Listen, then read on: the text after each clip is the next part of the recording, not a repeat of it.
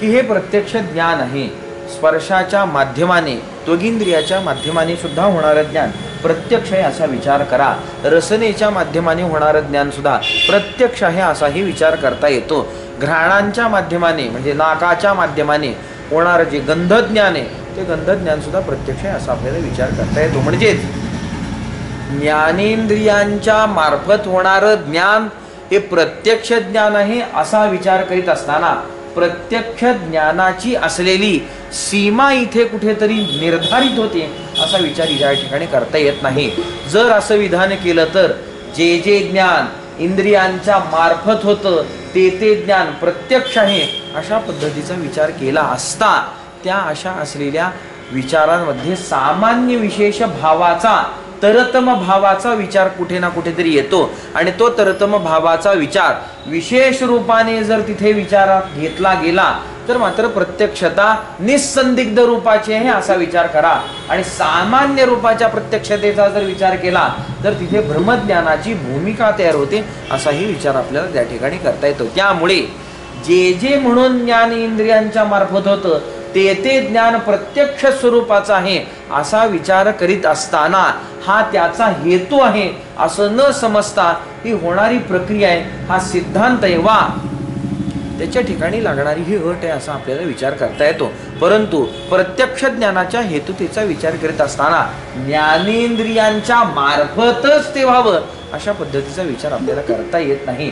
ते ज्ञान इंद्रिय साह्याने तर व्हायलाच पाहिजेत, त्यातही दुमत नाही. परंतु अंतःकरणावच्छिन्न चैतन्य आणि विषयावच्छिन्न चैतन्याचा अभेद स्थितीचा जो प्रकार आहे, अभेद स्थिती जी आहे, एक देश स्थितत्व जे त्यांचं आहे ते ज्या ज्या ठिकाणी सिद्ध होतं त्या त्या ठिकाणी मात्र अशा पद्धतीचा आपल्याला विचार करता येतो. म्हणजेच जिथे जिथे म्हणून अंतःकरण आणि विषय यांनी अवच्छिन्न झालेलं चैतन्य हे अभेद स्थितीला प्राप्त होतं तिथे तिथे त्या त्या असलेल्या विषयाच्या संबंधाने ज्ञानाची प्रत्यक्षता आहे या गोष्टीचा आपल्याला विचार करता येतो. त्यामुळे प्रत्यक्ष ज्ञानाच्या हेतुतेच्या संदर्भाने विचार करीत असताना या सिद्धांताचा विचार करा की जिथे अशी अभेद स्थिती आहे आणि त्या अशा असलेल्या अभेद स्थितीतून निर्माण होणारं जे ज्ञान आहे ते प्रत्यक्ष ज्ञान आहे, परंतु त्या प्रत्यक्ष ज्ञानाचं असलेले स्वरूप आहे ते मात्र अंतःकरणावच्छिन्न चैतन्य, विषयावच्छिन्न चैतन्य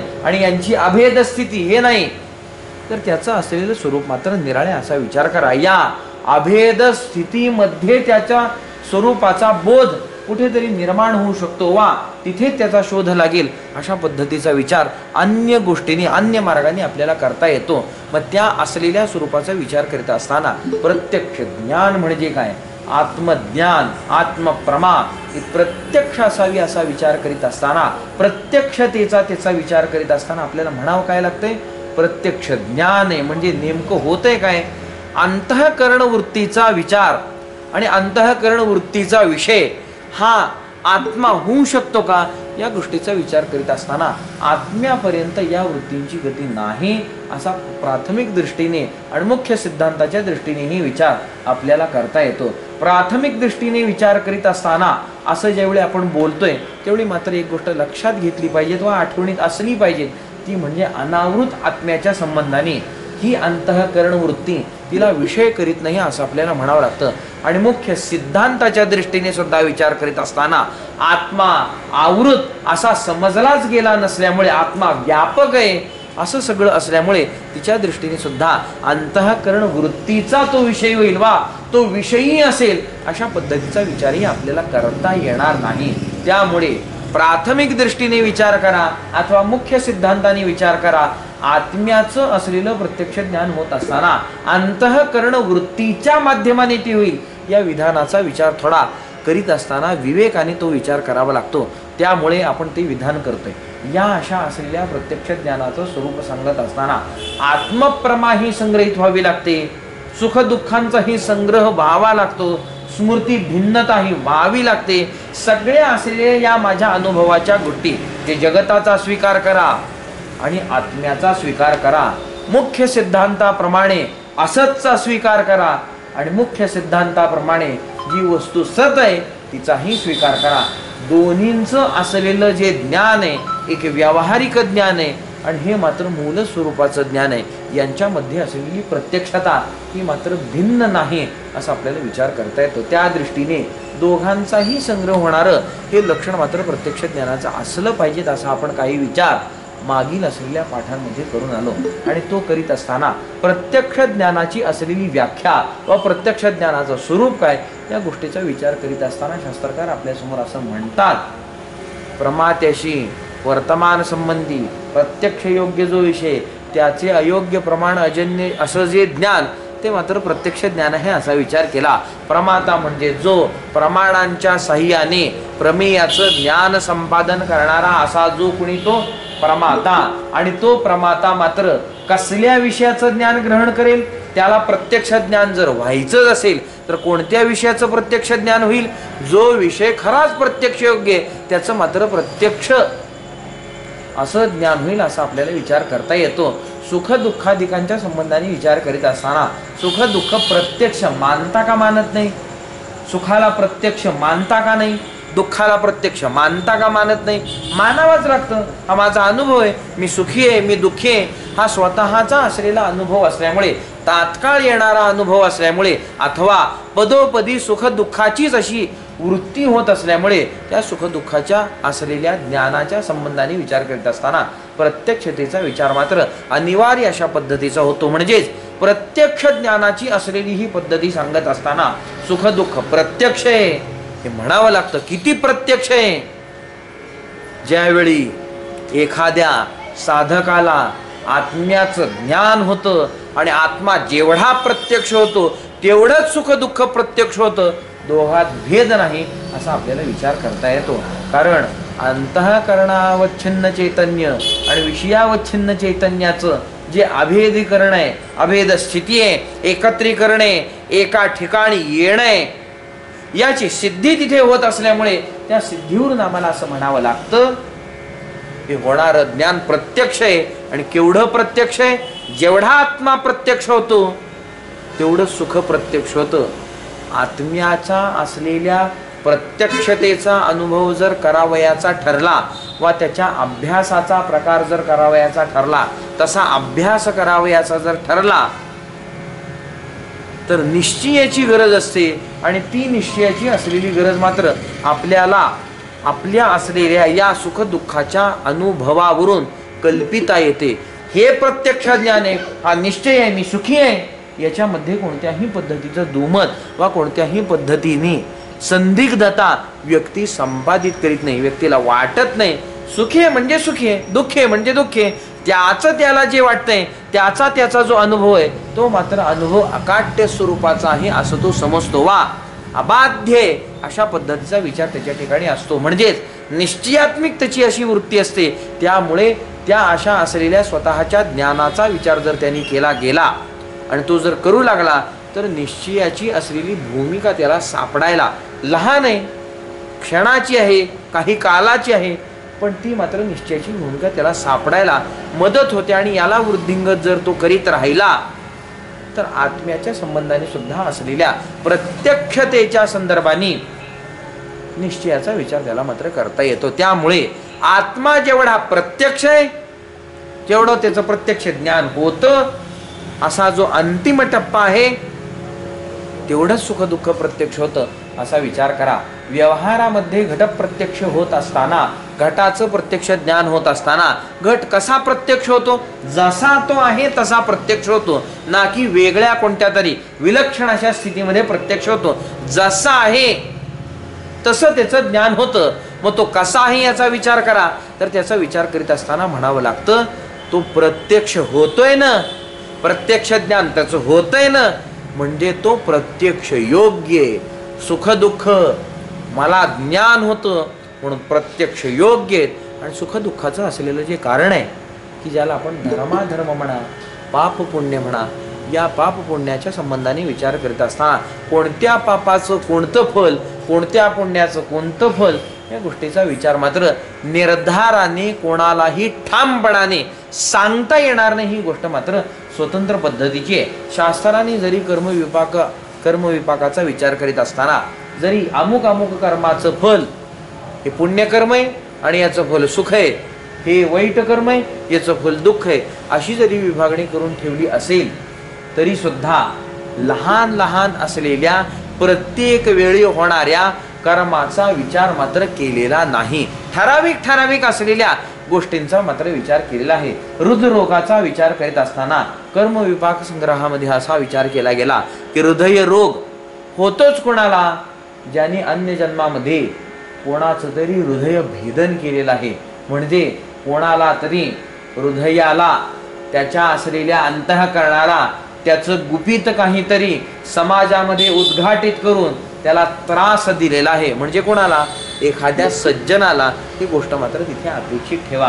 एखादा चोर आहे, एखादा डाकू आहे आणि त्याचं असलेलं गुप्त कर्म जर उद्घाटित केलं तर आम्हाला हृदयरोग होईल काय? नाही होणार. एखादा सज्जन आहे आणि त्या अशा असलेल्या सज्जनाच्या संबंधाने त्याची काहीतरी गुप्त गोष्ट आहे आणि त्या गुप्त गोष्टीचं जर उद्घाटन, उद्भाषण, प्रगटीकरण म्हणजे सगळ्यांसमोर पडपडणे असा जर प्रकार काही केला तर त्याला मात्र हृदयरोग होतो. अशा पद्धतीचा विचार करा. जो व्यक्ती गूढ असलेल्या साधारण विषयाच्या संबंधाने जर असं समाजामध्ये बोलतोय आणि त्याला जर फल हृदयरोग होत असेल तर पारमार्थिक असलेल्या गुह्य आणि गुप्त अशा असलेल्या गोष्टींच्या संबंधाने सामाजिक स्तरावर कोणतंही व्यासपीठ नसताना चर्चा करणाऱ्यांची काय हालत होत असेल याचा विचार न केलेला बरा. म्हणजे सद्य प्राप्त असलेल्या स्थितीमध्ये जे तरुण मंडळी खट खट खट खट हृदयरोगाने मरताय, कल्पना करा अन्य जन्मामध्ये नको तिथे तोंड उचकटलेलं आहे त्यामुळे हा प्रकार होतोय असा आपल्याला याच्यावरून विचार करता येतो. ते तसंच असलं पाहिजे असा कोणताही नियम नाही. त्यामुळे साधारण दृष्टीने विचार केला असता, सर्वसामान्य दृष्टीने विचार केला असता अमुक कर्माचं अमुक फल आहे हे जरी काही विभागाने सांगितलेलं असलं तरी प्रत्येक असलेल्या कर्माचं फल आपल्याला माहिती आहे वा ते निर्धारित आहे वा ते लिहून ठेवलेले असं कोणतीही गोष्ट नाही. त्यामुळे मी पुण्य सुख उपभोगतोय, कोणत्या पुण्याचं हे फल आहे हे मला निश्चित लक्षात येणार नाही. हे गहना कर्मणो गतिही, भगवान ज्या अर्थी असं म्हणतायत त्या अर्थी मात्र त्या कर्माची गती म्हणजे कर्म प्रकरण, पुण्य पाप हे फल निर्धारण, सुख दुःख हे फल निर्धारण मात्र मनुष्य जन्मामध्ये मनुष्य प्राण्याला या कोटीमध्ये मात्र ती अशक्य गोष्ट आहे असं आपल्याला विचार करता येतो. त्यामुळे या अशा असलेल्या पुण्य पापाचं निर्धारण करता येत नाही, म्हणून त्या पुण्य पापाचं आपल्याला ज्ञान होत नाही, म्हणून ते पुण्य पाप प्रत्यक्ष योग्य नाहीत. जर पुण्य पाप हे प्रत्यक्ष योग्य राहिले असते म्हणजे धर्माधर्म हे जर प्रत्यक्ष योग्य राहिले असते तर मी सुखी आहे असा अनुभव करीत असताना कोणत्या कर्माचं फल मी उपभोगतोय याही गोष्टीचं ज्ञान त्या त्या व्यक्तीला झालं असतं असं आपल्याला विचार करता येतो. मार्कंडेयासारखा असलेला महात्मा सुद्धा स्वतःच्या असलेल्या मृत्यूचं कारण ओळखू शकत नाही. हा उपाय करू शकतो ही गोष्ट मात्र निराळी आहे. मांडव्यासारखा ऋषी हा स्वतःला जे फल उपभोगावं लागलं याचं इथे बसून स्वतःच्या योग सिद्धीने स्वतःच्या तपस सामर्थ्याने ज्ञान प्राप्त करून घेऊ शकत नाही. त्याला अन्य काहीतरी व्यवस्था करावी लागते, पण उपभोगावं लागतं ही गोष्ट मात्र निश्चित आहे असा आपल्याला विचार करावा लागतो. का निश्चित आहे ही गोष्ट? का असं होतंय तर प्रत्यक्ष योग्यता त्या धर्माधर्माच्या ठिकाणी नसल्यामुळे प्रत्यक्ष ज्ञानाची व्यवस्था मात्र तिथे होणार नाही. परोक्ष रूपाने मात्र ती गोष्ट आपल्याला लावता येते वा कार्यानुमीयता त्या धर्माधर्माच्या ठिकाणी असल्यामुळे कार्यावरून अनुमान करून धर्म सुखाला करणे, अधर्म दुःखाला करणे अशा पद्धतीने ज्ञान संपादित करून त्या अनुमानाने कार्यानुमेयतेने धर्म अधर्माचं ज्ञान होतं. कोणता धर्म आणि कोणता अधर्म याच्या विश्लेषणात जर जायचं म्हटलं तर अनुमान प्रमाणाने ती गोष्ट मात्र आपल्याला लावता येत नाही. त्याला पुन्हा शब्द प्रमाण जे शब्द राशी म्हणजे वेद राशी याचाच आपल्याला विचार करावा लागतो आणि त्याच्या माध्यमाने काही ज्ञान मात्र आपल्याला प्राप्त होऊ शकतं. म्हणजे पुराणांचा आश्रय आपल्याला करावा लागतो म्हणजे आपल्याला ती गोष्ट ज्ञाततेत येते तेव्हा तिचं आपल्याला ज्ञान होतं. पण तिचं होणारं जे ज्ञान आहे हे प्रत्यक्ष ज्ञान म्हणता काय? शब्दाचा स्वभाव सांगत असताना शब्दाने प्रत्यक्ष ज्ञान होतं, अशाही पद्धतीचा आपण विचार करून आलो. दशमत्वमसी असं म्हणत असताना 10वा तू आहेस असं ज्यावेळी म्हटलं गेलं त्यावेळी त्या अशा असलेल्या माझं स्वतःचं मला होणारं जे ज्ञान आहे हे माझं स्वतः मला होणारं ज्ञान प्रत्यक्ष झालं की अप्रत्यक्ष झालं तर प्रत्यक्षतेचाच विचार करावा लागतो. म्हणजे शब्दाने प्रत्यक्ष ज्ञान होतं असा विचार जरी केला गेलेला असला वा असा विचार असला तरी या ठिकाणी ज्या पुराणादी शास्त्रांच्या आश्रयाने धर्माधर्माचं होणारं जे ज्ञान आहे त्या ज्ञानाच्या संबंधाने सुद्धा प्रत्यक्षतेचा विचार करता येतो काय? तर प्रत्यक्षतेचा विचार तिथे करता येत नाही. जी गोष्ट खरीच प्रत्यक्ष योग्य आहे तिचंच प्रत्यक्ष ज्ञान होणार असा एक सिद्धांत तपासा. आणि जी गोष्ट स्वरूप बोधक पद घटित अशा वाक्याने युक्त आहे ते वाक्यच तिथे मात्र प्रत्यक्ष ज्ञान करून देतं. म्हणजे माझ्या असलेल्या स्वरूपाच्या संदर्भाने ज्या ज्या पदांची योजना ज्या वाक्यामध्ये झालेली आहे असं जे वाक्य आहे असं जे पदसमूह आहे त्या पदसमूहाकडून त्या वाक्याकडूनच जो मी अतिसन्निहित असा आहे, माझं स्वरूप अतिसन्निहित आहे. देह म्हणजे मी जर समजलो किंवा हा जो मी आहे असं समजलो तर अतिसन्निहितता मला प्राप्त आहे.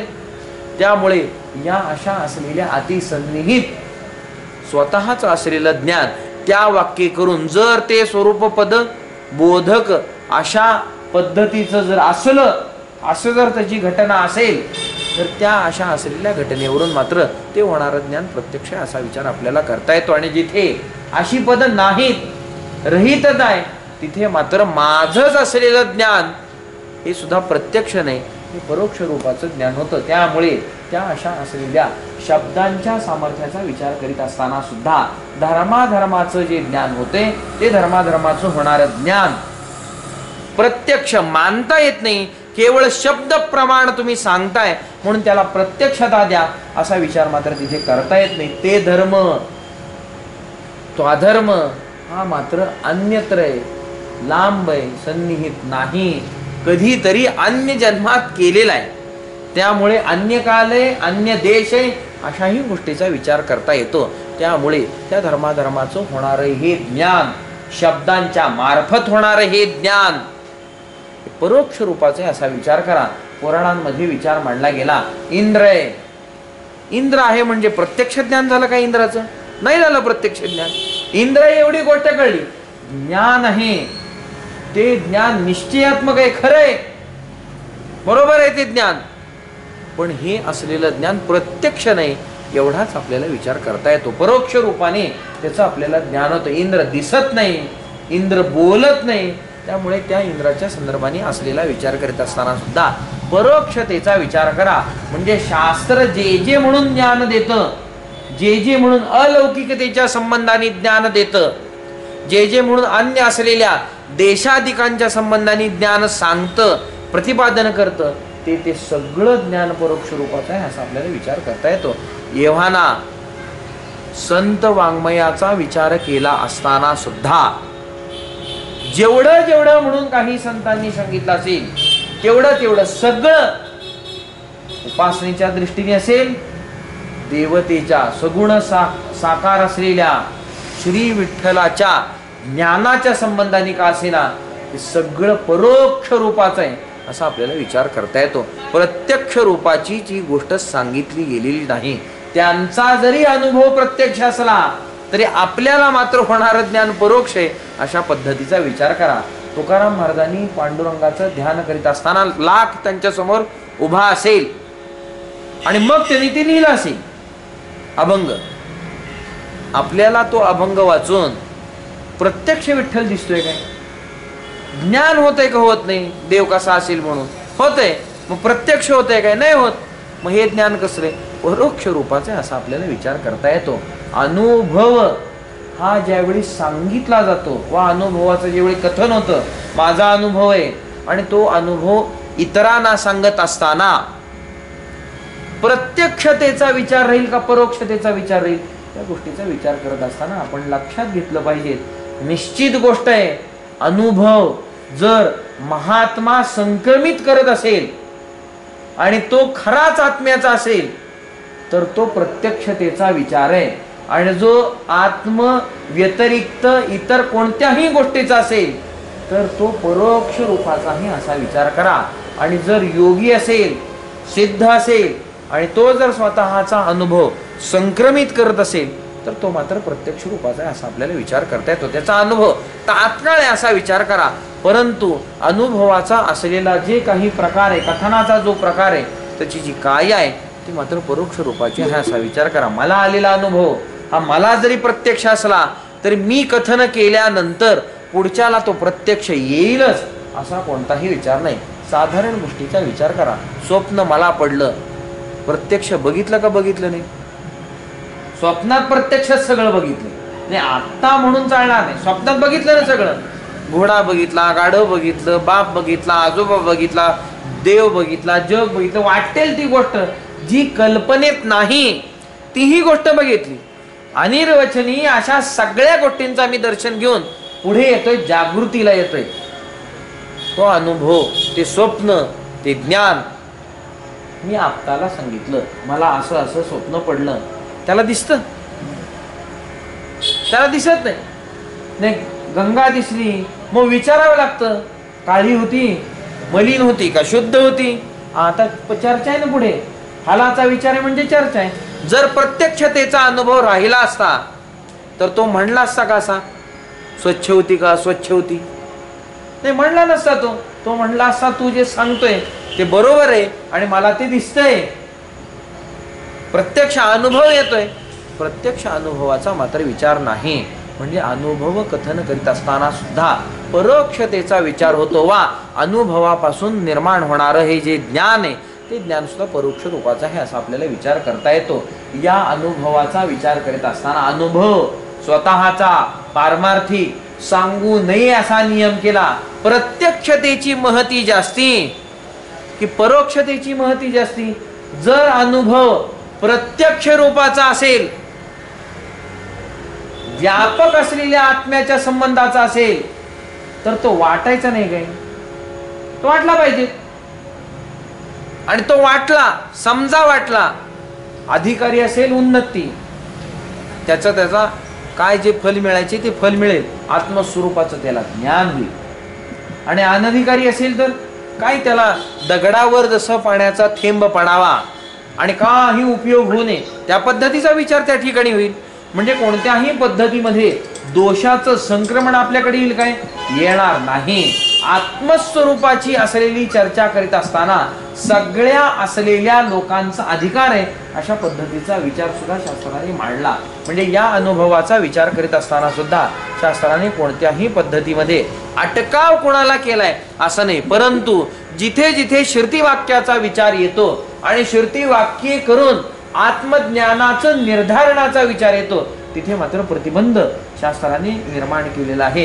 कारण वेदाचा अधिकार सर्वांनाच प्राप्त होईल असं काही नाही. म्हणजे ब्राह्मणाला जन्माने प्राप्त आहे का? जन्माने ब्राह्मणालाही वेदाचा अधिकार नाही. जो उपनीत आहे, वेळेवर ज्याचं उपनयन झाले असा जो तो, त्याला वेदाचा अधिकार आहे. व्रात्य असलेल्या ब्राह्मणाधिकांना सुद्धा वेदाचा अधिकार नाही असा विचार करा. ज्याच्या ठिकाणी गायत्री उपदेश आहे, सावित्री उपदेश आहे, उपासना आहे, सूर्योपासनेमध्ये जो रत आहे तो मात्र वेदाचा अधिकारी, शिक्षणाचा अधिकारी असा आपल्याला विचार करता येतो. जो नाही त्याला मात्र वेदाचा अधिकार नसल्यामुळे एक नियम सांगितला गेला की जिथे वैदिक असलेल्या वेदाच्या असलेल्या वाक्ये करून आत्मज्ञानाची चर्चा उदंड झाली आहे त्या अशा असलेल्या चर्चेचा विषय मात्र जे उपनीत नाहीत ते होऊ शकत नाहीत.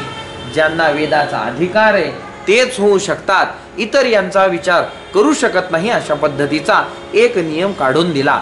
दुसऱ्या पद्धतीत विचार करा. सगळी असलेली आत्मज्ञानाची चर्चा करीत असताना दोन मतप्रवाह येतात आणि दोन मतप्रवाहाचा विचार करताना पहिला मतप्रवाह आहे की जो जैमिनी मुनींचा आहे.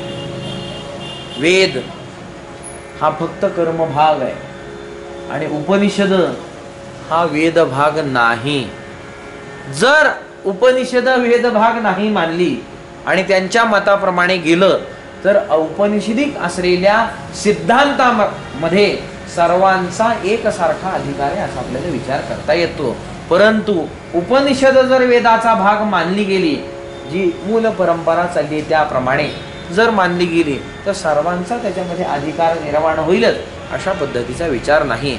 मी आपल्याला अशासाठी या ठिकाणी असं बोलतोय की आत्मज्ञानाचा जर विचार केला आणि त्याच्या प्रत्यक्षतेचा विचार केला, त्याच्या अनुभवाचा विचार केला तर तो अनुभव दुसऱ्याला दिल्यानंतर, सांगितल्यानंतर, कथन केल्यानंतर कोणत्याही पद्धतीचा दोष पदरात येईल अशा पद्धतीचा काही विचार नाही. फक्त तो सांगत असताना प्राकृततेत सांगा हा मात्र विचार आहे. माऊली म्हणतात ना, एक हरी आत्मा जीव शिव समा. दृष्ट फलाच्या संबंधाने भाषेचं कोणतंही बंधन नसल्यामुळे या महावाक्ये करून सर्व जनांना उपदेश होऊ शकतो आणि सर्व जनांना ज्याचा ज्याचा अधिकार याच्यामध्ये सापडेल त्याला आत्म्याचं ज्ञान होऊ शकतं. तत्वमसी म्हणून प्रत्येकाला उपदेश होईलच याचा मात्र विचार दुसऱ्या पद्धतीत करावा लागतो. म्हणजेच या एका असलेल्या वेदराशीचा विचार करीत असताना, त्या एका असलेल्या तत्वमसी या महावाक्याचा विचार करीत असताना सर्वांना त्याचा अधिकार आहे असा मात्र विचार कोणत्याही पद्धतीत करता येत नाही. पण माऊलींनी सांगितलेला या त्या महावाक्याच्या अनुवादाचा विचार जे मराठीत आहे, प्राकृतात आहे, दृष्ट फलक आहे, या गोष्टीचा विचार करीत असताना मात्र अशा पद्धतीचा नियम सापडत नाही. उलट हा राजमार्ग सापडतो आणि सगळ्यांना खुला झालेला मार्ग सापडतो.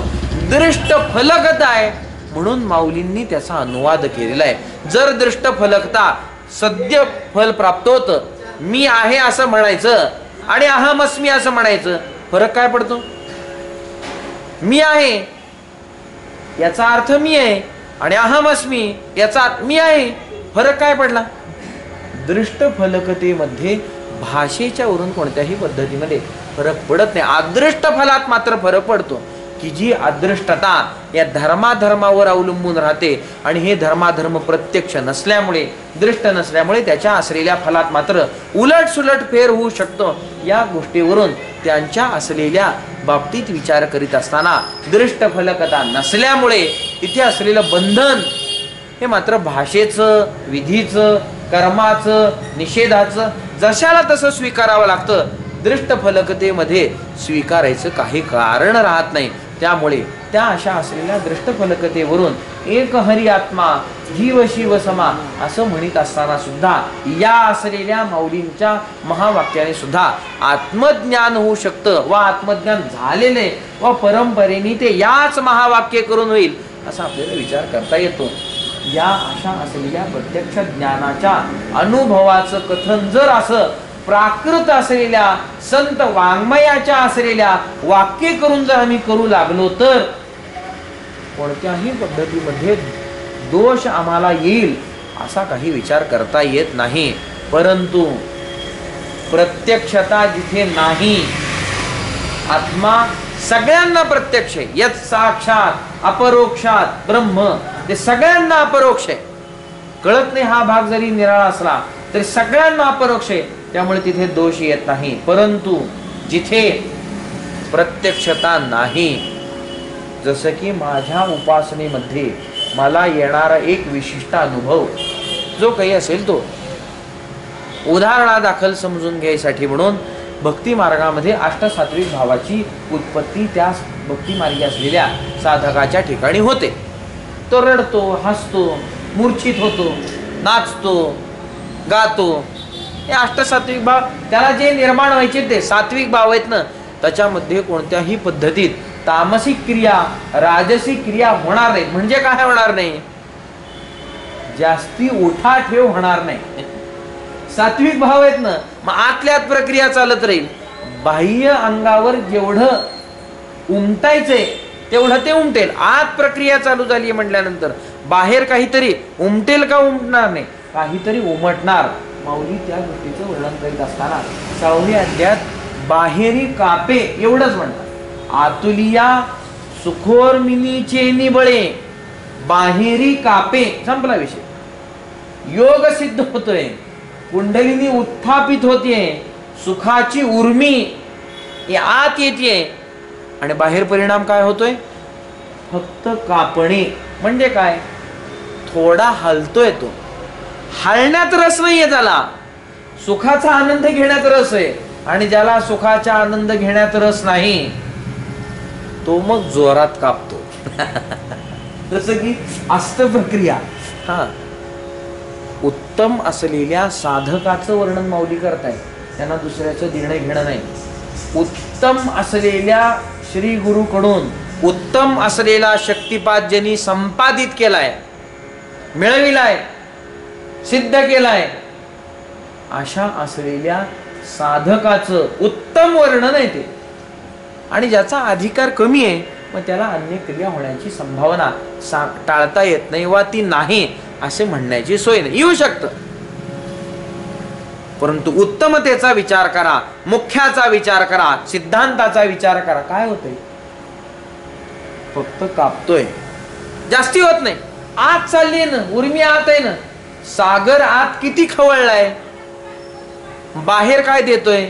1 फुटाची लाट, 10 फुटाची लाट, 20 फुटाची लाट, फार फार सुनामी 1 किलोमीटर आत आला गावात. पण आत किती खवळलाय? जावा खाली, मग कळतं आत खवळलाय किती. तो त्याचा आत काय दबाव आहे, दाब काय, आत कळतो. धातूचे समुद्र ओलांडी हे म्हणत असताना मौलींचं गांभीर्य काय, ही गोष्ट अनुभव घेतल्याशिवाय कळणार नाही, शब्दात सांगता येणारी गोष्ट नाही. धातूचे समुद्र ओलांडी.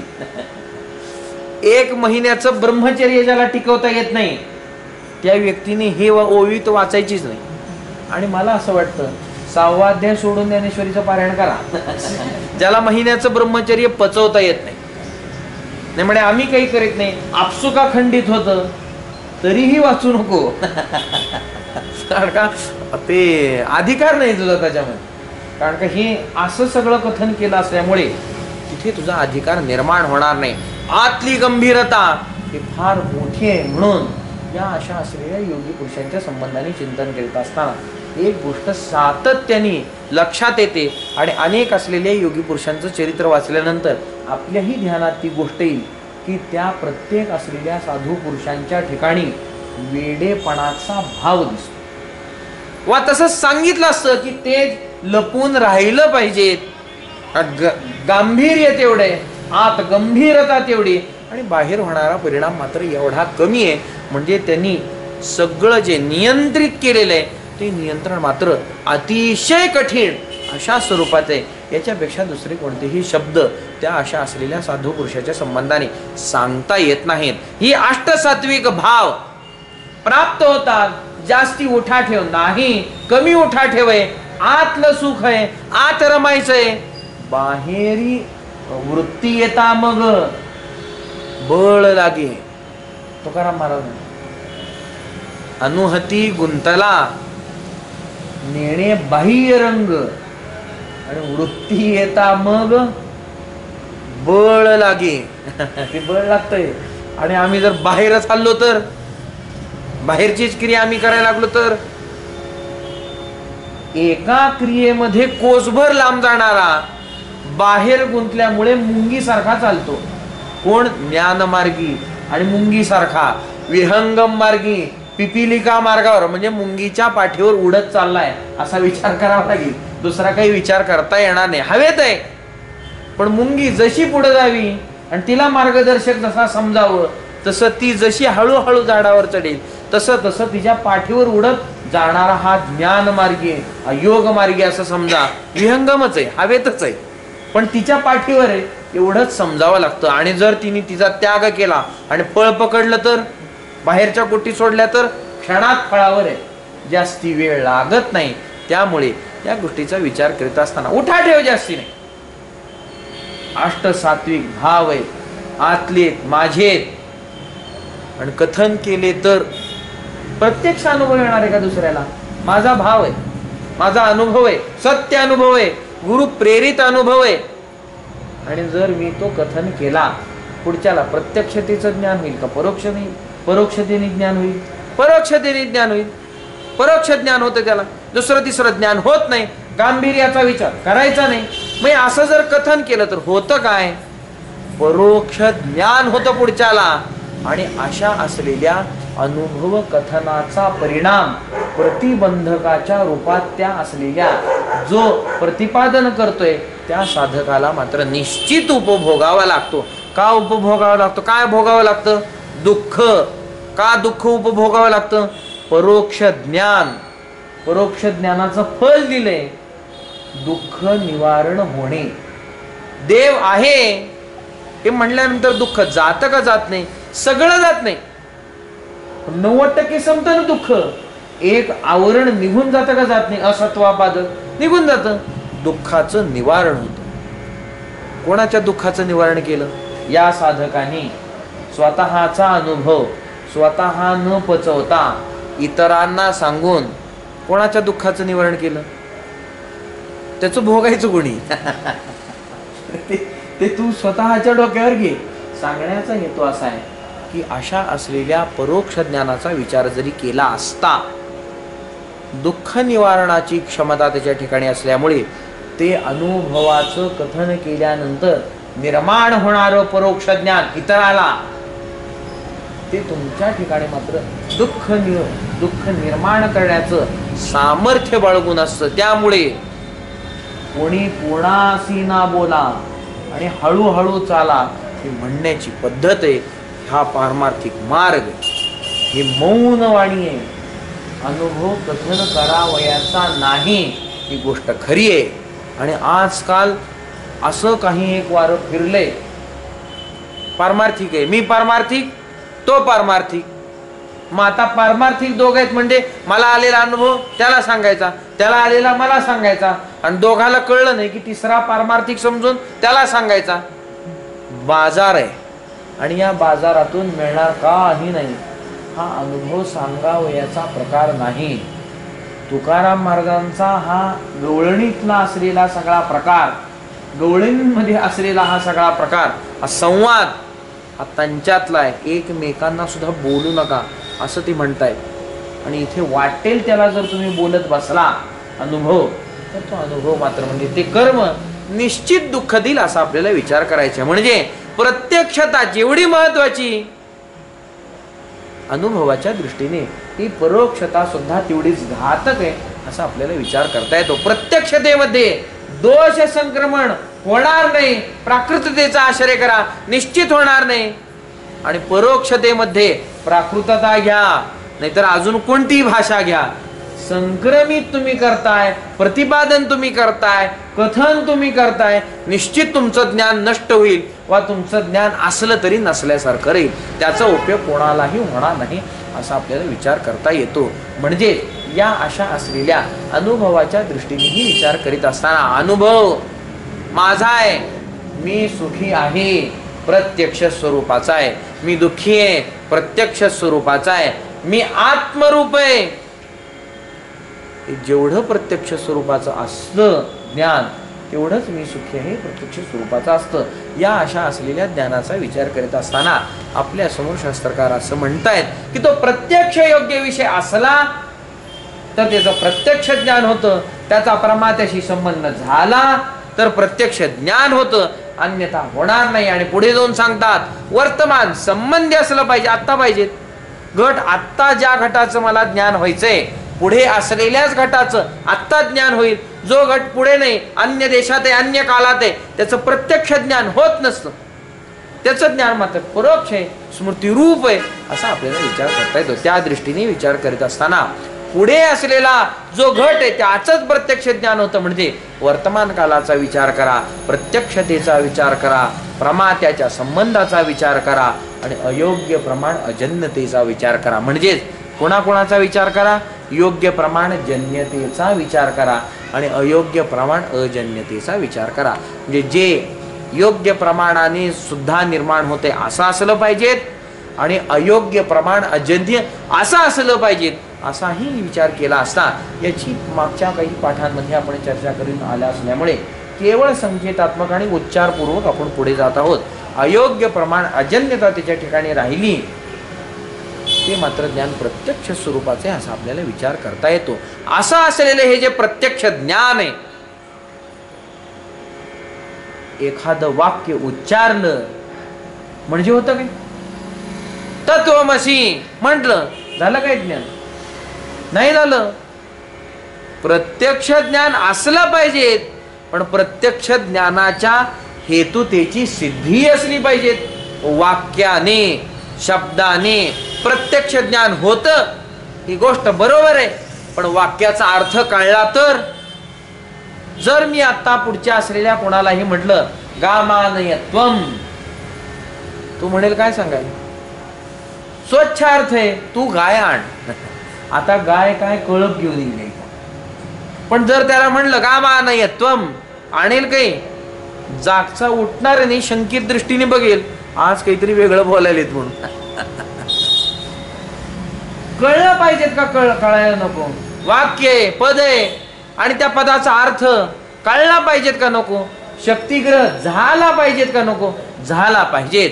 त्याच्याशिवाय मात्र कोणत्याही पद्धतीने ज्ञान होतं असा विचार आपल्याला करता येत नाही. त्याचा विचार मांडत असताना ते म्हणतायत की नुसतं तत्वमसी एवढं वाक्य ऐकलं तर कोणत्याही पद्धतीमध्ये तत्वमसीचं ज्ञान, तत्वमसी महावाक्याला जे सांगायचंय त्याचा शक्तिग्रह, ते प्रत्यक्षता, हे कोणत्याही पद्धतीत होणार नाही. तर मग काय काय व्हायला पाहिजे?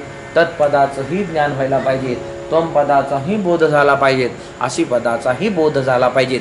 म्हणजे पद आणि पदार्थ यांचं ज्ञान झालं पाहिजे, म्हणजे अर्थावबोध झाला पाहिजे. जिथे जिथे अर्थावबोध असा होत नाही, ते असलेलं, श्रवण केलेलं, ऐकलेलं असलं महावाक्य जरी असलं तरी तेच महावाक्य नुसतं श्रवण केलेलं आत्मज्ञानाचं प्रतिबंधक म्हणून पुढे उभारतं, असाही विचार आपल्याला शास्त्राने मांडलेला आहे. या नैष्कर्म्य सिद्धीच्या पहिल्या अध्यायाचा विचार करीत असताना पहिला अध्याय हा मोक्षोपयोगी असा सांगितला. मोक्षाचा निर्णय केला की महावाक्यानेच ती गोष्ट होते. तत्वमस्यादि वाक्यानाम स्वतः सिद्धार्थ बोधनात अर्थांतरम न संदृष्टम शक्यते त्रिदशैरपि.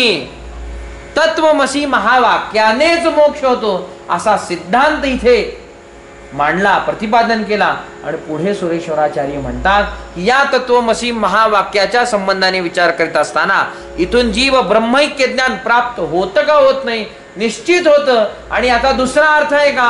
नाही, जीव ब्रह्म ऐक्य एवढंच सांगण्यामध्ये याचा हेतू आहे. याचं अर्थांतर देव जरी आले तरी करू शकत नाही असं म्हणतायत. याचा फक्त एक अर्थ आहे, जीव ब्रह्म ऐक्य प्रतिपादन करणे, म्हणजे मोक्ष हा जीव ब्रह्मैक्य ज्ञानाने प्राप्त होतो असा आपल्याला विचार करता येतो. म्हणजे महावाक्याने प्राप्त होतो असा आपल्याला विचार करता येतो. जर महावाक्याचं ज्ञानच मला नाही झालं तर, अर्थच मला नाही कळला तर, आणि महावाक्य श्रवण करून ठेवलं तर, श्रवण केलं, अर्थ कळला नाही, अर्थ ग्रह झाला नाही आणि वेगळा काहीतरी झाला, महावाक्य साधक कि महावाक्य बाधक? बाधक झालं ना.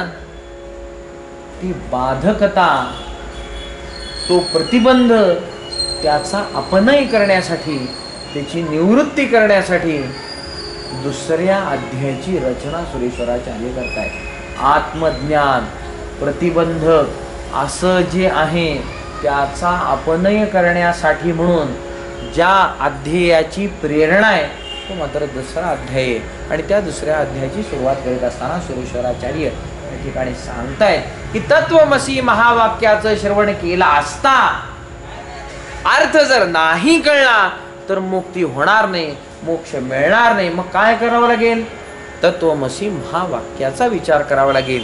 म्हणजे त्वम पदाचा विचार आपल्याला करावा लागतो, तत्पदाचा विचार आपल्याला करावा लागतो, महावाक्याचा एकंदरीत निश्चय आपल्याला करावा लागतो.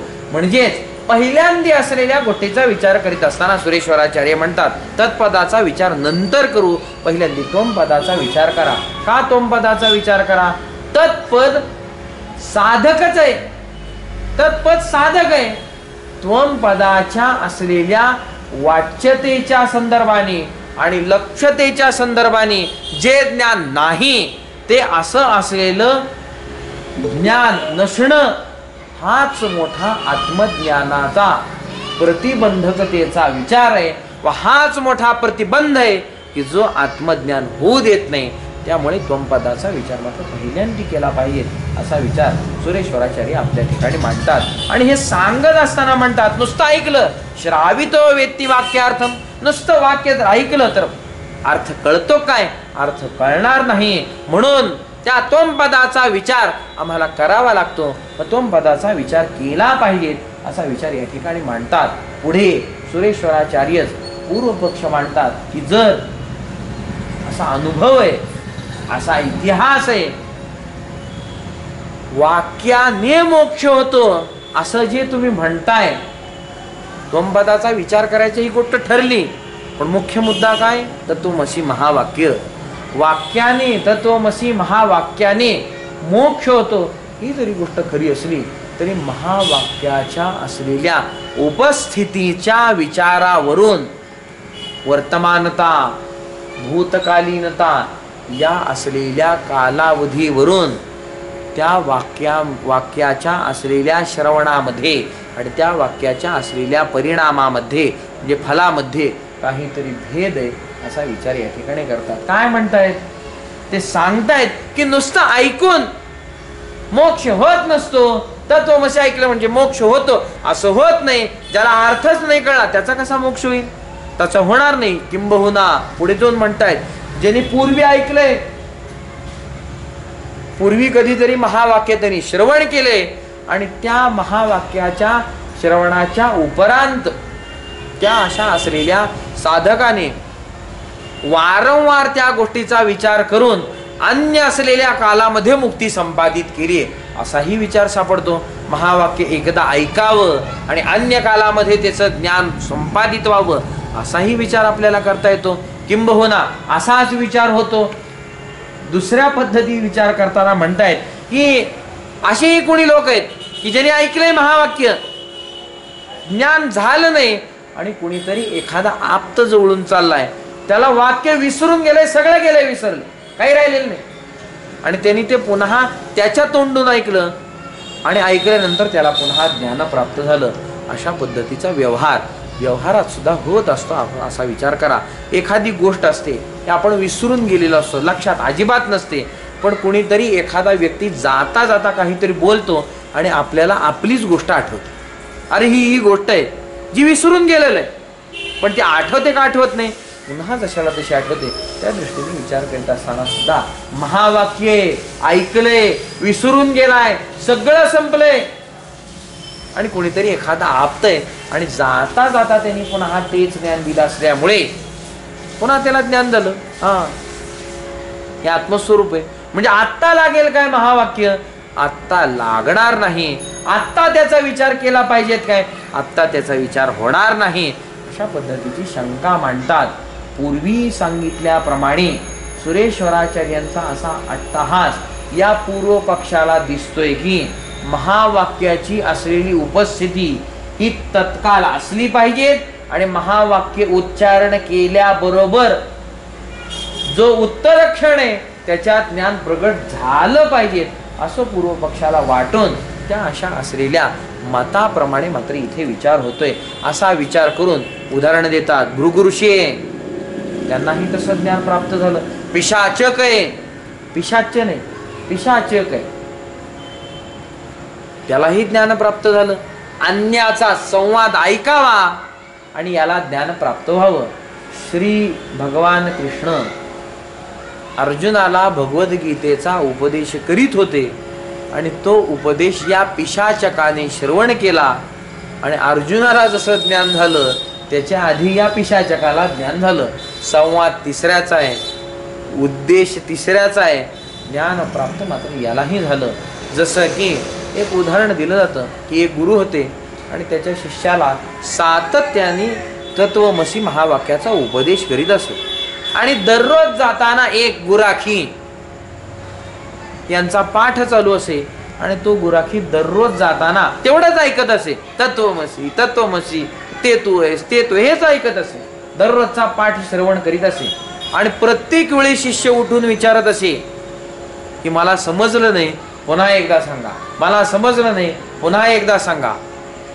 आणि काही कालावधीनंतर विचाररूप श्रवण त्या गुराख्यानी केल्यानंतर ज्यावेळी तत्वमसी महावाक्याचं श्रवण केलं, विचार झाला, घोष ऐकला, तो जागी स्तब्ध झाला आणि त्याला आत्म्याचं ज्ञान प्राप्त झालं. आणि हे गुरूंना कळलं, या बाहेर जो ऐकतोय, येता जाता ऐकतोय, त्याला ज्ञान प्राप्त झालं. आणि पुन्हा शिष्य उठून म्हणतोय मला काही कळलं नाही, पुन्हा अजून एकदा सांगा. गुरु म्हणाले की तू खराच अनधिकारी आहे, त्यामुळे तुला प्राप्त झालं नाही. आणि तो गुराखी खरा अधिकारी आहे, त्याला बाहेर जाता येता ज्ञान प्राप्त झालं. म्हणजे अन्याच्या असलेल्या या संवादातून सुद्धा अन्याला, कोणाला, जो अधिकारी आहे त्याला ज्ञान प्राप्त होऊ शकतं असा आपल्याला विचार करता येतो. म्हणजेच महावाक्याचे असलेलं जे उच्चारण आहे त्याच्या माध्यमानेच त्या वेळातच ज्ञान प्राप्त व्हावं अशा पद्धतीचा काही विचार नाही. यादृच्छिकतेप्रमाणे त्यांच्या असलेल्या संकल्पाप्रमाणे त्यांना ज्ञान प्राप्त होतं असा विचार या ठिकाणी मांडतात. म्हणजेच वाक्याच्या उच्चारणासोबत वाक्यार्थ ज्ञान व्हावं आणि त्या वाक्यार्थ ज्ञानाने असा मोक्ष व्हावा लागलीच अशा पद्धतीचा सिद्धांत जो तुम्ही मांडताय तो सिद्धांत काही बरोबर नाही. अशा पद्धतीने काही आक्षेप आहे, त्या आक्षेपाचं काय निवारण आहे या गोष्टीचा आपल्याला विचार करताय. हा आक्षेप घेत असताना महावाक्यावर कुठेतरी आक्षेप घेतला गेलेला आहे, या दृष्टीने त्याचा विचार करा. महावाक्याची गरज नाही असं म्हणण्याकडे याचा कल आहे, त्यामुळे हा आक्षेप इथे उद्धृत केला असल्यामुळे आपल्याला या महावाक्याच्या असलेल्या निर्णयाचा काही विचार करावा लागतो. वेळेची मर्यादा झाली असल्यामुळे आज आपण इथेच थांबू. बाकीचं चिंतन उद्या. पुंडलिक वरदा हरी विठ्ठल ज्ञानदेव तुकाराम श्रीमत् सद्गुरु गुंडा महाराज की